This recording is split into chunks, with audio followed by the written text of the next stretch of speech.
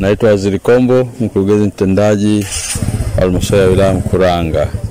Leo hii kama mnavyoona tuko tuna mafunzo kwa watendaji wa kata, watendaji wa vijiji na baadhi ya walimu.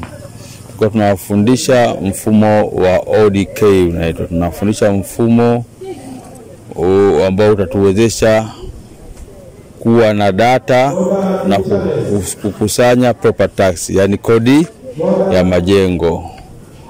Halmashauri ya wilaya Mkuranga ni miongoni mwa halmashauri ambazo zina zina nyumba, zina property, zina nyumba nyingi sana. Tuna nyumba takribani 142,000.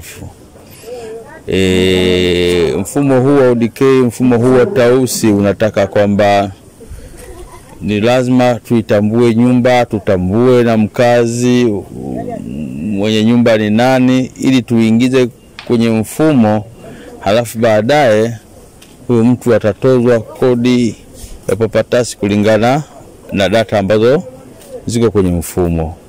Hivyo tumetumia baadhi ya makundi na baadhi ya walimu, tumewafundisha ili nao wapite kule kwenye vijiji na kwenye kata waweze kukusanya. Lengo letu mpaka baada ya wiki 2 kwamba tu tumekusanya at least 80% ya nyumba zote. Wito ninatoa kwa wakazi na jamii kwamba ili halmashauri ziweze kwenda zinahitaji mapato. Na mapato hayo mengine ni haya yanatokana na property tax.